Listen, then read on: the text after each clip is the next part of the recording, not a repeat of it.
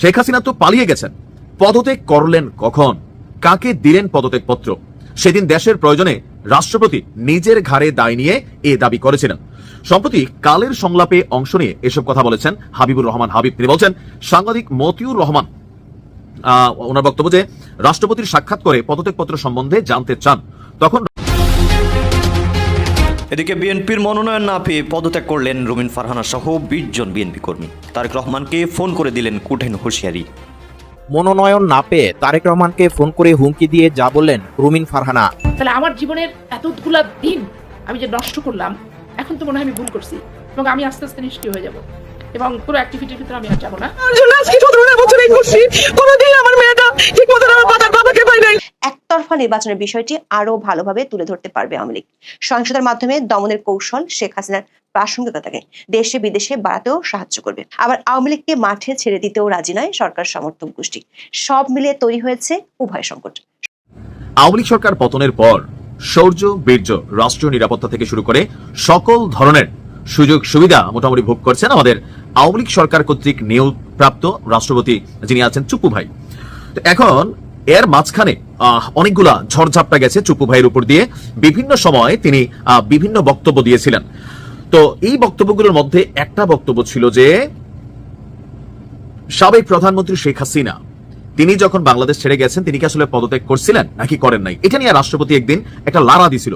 সেই লারা এখন আবারও সামনে উঠে এসেছে, যদিও এই মুহূর্তে এটা রাষ্ট্রপতির মুখ থেকে আসে নাই, আসছে এটা ভিন্নভাবে বিএনপির মুখ থেকে। এমনকি কেন এই বক্তব্যটা আসছে দেখুন। বিএনপি চেয়ারপারসনের উপদেষ্টা হাবিবুর রহমান হাবিব তিনি বলছেন, যেদিন প্রধানমন্ত্রী শেখ হাসিনা পালিয়ে গেলেন সাবেক, সেদিন রাষ্ট্রপতি বলেছিলেন প্রধানমন্ত্রী পদত্যাগ করেছেন, তার পদত্যাগ পত্র আমার কাছে আছে। রাষ্ট্রপতির এই কথাটি সঠিক নয়। শেখ হাসিনা তো পালিয়ে গেছেন, পদত্যাগ করলেন কখন, কাকে দিলেন পদত্যাগ পত্র? সেদিন দেশের প্রয়োজনে রাষ্ট্রপতি নিজের ঘাড়ে দায় নিয়ে এ দাবি করেছিলেন। সম্প্রতি কালের সংলাপে অংশ নিয়ে এসব কথা বলেছেন হাবিবুর রহমান হাবিব। তিনি বলছেন, সাংবাদিক মতিউর রহমান ওনার বক্তব্য যে রাষ্ট্রপতির সাক্ষাৎ করে পদত্যাগপত্র সম্বন্ধে জানতে চান, তখন রাষ্ট্রপতি তাকে বলেন, আমার কাছে কোনো দালিলিক প্রমাণ নেই।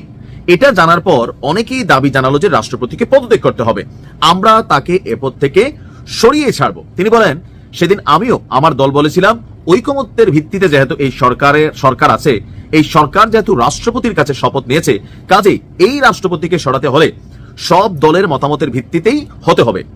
কেউ একা রাষ্ট্রপতির পদত্যাগ চাইলে তো হবে না, আমাদেরও চাইতে হবে। রাষ্ট্রপতি যদি চলে যান তাহলে দেশের সাংবিধানিক সংকট তৈরি হবে। তো সেই সংকট নিরসন হবে কিভাবে? দেশ কিন্তু আবারও অস্থিরতার দিকে চলে যাবে। এরপর উনি বলছেন যে এরপর একদিন দেখলাম সব জায়গা থেকে রাষ্ট্রপতির ছবি সরানো হচ্ছে। রাষ্ট্রপতিকে সরিয়ে দেওয়ার পর ছবি নামান, যতক্ষণ পর্যন্ত রাষ্ট্রপতি আছে ততক্ষণ পর্যন্ত বিদেশি দূতাবাসে রাষ্ট্রপতির ছবি থাকতে হবে। এখন হঠাৎ করে কেন এই বিষয়টা আবারও আলোচনায় বা নাড়াচাড়া আসছে? এটার কারণ হচ্ছে সাম্প্রতিক সময়ে আবারও কিছু কিছু দল তারা রাষ্ট্রপতির পদত্যাগ দাবি করছেন এবং এই জন্য সরকারকেও প্রেসার ক্রিয়েট করছেন। কিছুটা তো দৃশ্যমান, কিছুটা হচ্ছে অদৃশ্যমান, যে নির্বাচনের আগে যে অন্তর্বর্তী সরকার আসতে যাচ্ছেন বা আমাদের ইন্টারিম যারা রানিং আছেন তাদের আন্ডারে নির্বাচন হবে, কিন্তু রাষ্ট্রপতিকে সরিয়ে নিতে হবে বা তাকে পদত্যাগ করতে হবে। এখন হাবিবুর রহমান হাবিব সম্ভবত ওই পারসেপশনকে মাথায় রেখে আবারও রাষ্ট্রপতির ইস্যুটা সামনে নিয়ে এসেছেন এবং সেই ইস্যু থেকে শেখ হাসিনা যে কি বলা হয় যে ধরেন পদত্যাগ করেননি বা করলেও এটার দালিলিক প্রমাণ কি বলা হয় যে কোথায় আছে, সেই প্রশ্নটা সামনে উঠে আসলো। এই প্রশ্ন যুগে যুগে বিভিন্ন সময় উঠবে, আর এটা রাষ্ট্রপতির এই বক্তব্য এটা একসময় একটা অকাট্য দলিল হিসাবে কোনো একদিন হোক 10 বছর পরে 5 বছর পরে এটা আসলে সামনে আসবে। এখন এই বক্তব্যে যেটা আমরা বুঝতে পারছি, রাষ্ট্রপতিকে সরানোর জন্য যে চাপ তৈরি করা হচ্ছে সেটা নিয়ে বিএনপি অবস্থান প্রথম থেকে ছিল, যার কারণে রাষ্ট্রপতি এখনো টিকে আছেন। হয়তো আবার আলোচনা হচ্ছে, সেই জায়গাটায় মুখ বন্ধ করার জন্য তিনি হয়তো পুরনো কথাগুলো আরো একবার রিপিট করলেন। প্রকৃতিতে শোনা যাচ্ছে শীতের আগমন ধ্বনি, আর উত্তপ্ত রাজনীতিতে বাজছে বহুমুখী সংঘাত সহিংসতার সুর। সেই সুরে যমুনার আকাশে চতুর্মুখী দুশ্চিন্তা ভর করেছে। প্রথম দুশ্চিন্তা সেনাবাহিনীকে নিয়ে। 3 বাহিনীর দাবির মুখে অর্ধেক সেনা সদস্যকে ব্যারাকে ফেরত পাঠাতে বাধ্য হয়েছে সরকার। এমন সিদ্ধান্তের কয়েক ঘন্টার মধ্যেই শুরু হয়ে গেছে নির্বাচন কেন্দ্রিক রক্তপাত। চট্টগ্রামে গুলিবিদ্ধ হয়েছেন বিএনপি প্রার্থী, মারা গেছেন তার এক সমর্থক। এমন ঘটনার পর উটের মতো বাড়িতে মুখ গুজে থাকা স্বরাষ্ট্র উপদেষ্টার ভাঙ্গা টেপ রেকর্ডের অসরতায় বিচলিত ইউনূসের পুরো উপদেষ্টা পরিষদ। সংঘাত হানাহানির এই দুশ্চিন্তার মধ্যে সরকারের হৃদকম্পন বাড়াচ্ছে কার্যক্রম নিষিদ্ধ থাকা আওয়ামী লীগের 4 দিনের কর্মসূচির ঘোষণা। সেটি ঠেকাতে অবশ্য যুদ্ধ ঘোষণার হুঙ্কার দিয়েছে 15 মাস ধরে আইন শৃঙ্খলা রক্ষায় ব্যর্থ অন্তর্বর্তী সরকার, কিন্তু সেই হুঙ্কারে আদৌ কতটুকু কাজ হবে সেটা নিয়ে ব্যাপক চিন্তিত যমুনার নীতি নির্ধারকেরা। উল্টো মানবাধিকার লঙ্ঘনের দায়ে নতুন করে অভিযোগের খাড়া আসে কি না সেটি নিয়েও ভাবতে হচ্ছে সরকার উচ্চ মহলকে।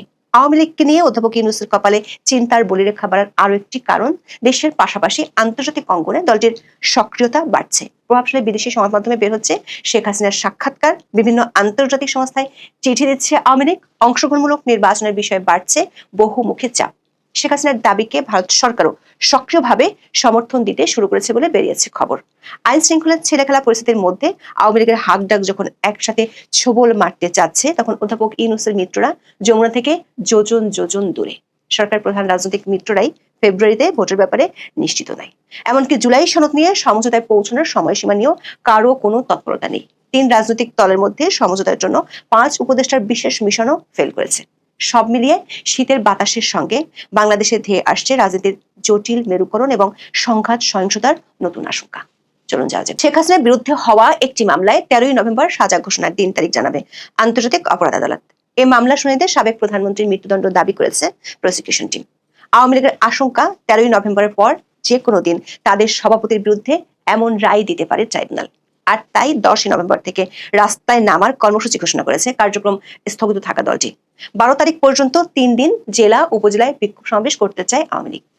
এরপর 13 নভেম্বর ঢাকায় লকডাউন পালনের আহ্বান জানিয়েছে তারা। দলটির নেতারা দাবি করেছেন, ঢাকা লকডাউন কর্মসূচি যতটা সম্ভব সফল করতে চান আওয়ামী লীগের তৃণমূলের নেতাকর্মীরা। অন্যদিকে এটি ঠেকাতে সরকার মিত্র গোষ্ঠীও মাঠে থাকার ঘোষণা দিয়েছে। এতে করে সহিংস হয়ে উঠতে পারে ঢাকার রাজপথ। সরকারের সূত্রগুলো বলছে, আওয়ামী লীগের কর্মসূচি নিয়ে সরকারও চিন্তিত। বিশেষ করে প্রায় 15 মাস মানবাধিকার লঙ্ঘনের রেকর্ডের কারণে আন্তর্জাতিক পর্যায়ে ব্যাপক ভাবমূর্তি সংকটের মধ্যে এ ধরনের কর্মসূচি ঘিরে নীতি নির্ধারকদের মধ্যে তৈরি হয়েছে উদ্বেগ। একটি অংশ মনে করছে এই মুহূর্তে আওয়ামী লীগকে দমনের শক্তি প্রয়োগ করলে সংকট আরো বাড়বে। আন্তর্জাতিক সম্প্রদায়ের কাছে রাজনৈতিক দমন পীড়ন এবং একতরফা নির্বাচনের বিষয়টি আরো ভালোভাবে তুলে ধরতে পারবে আওয়ামী লীগ। সহিংসতার মাধ্যমে দমনের কৌশল শেখ হাসিনার প্রাসঙ্গিকতাকে দেশে বিদেশে বাড়াতেও সাহায্য করবে। আবার আওয়ামী লীগকে মাঠে ছেড়ে দিতেও রাজি নয় সরকার সমর্থক গোষ্ঠী। সব মিলিয়ে তৈরি হয়েছে উভয় সংকট।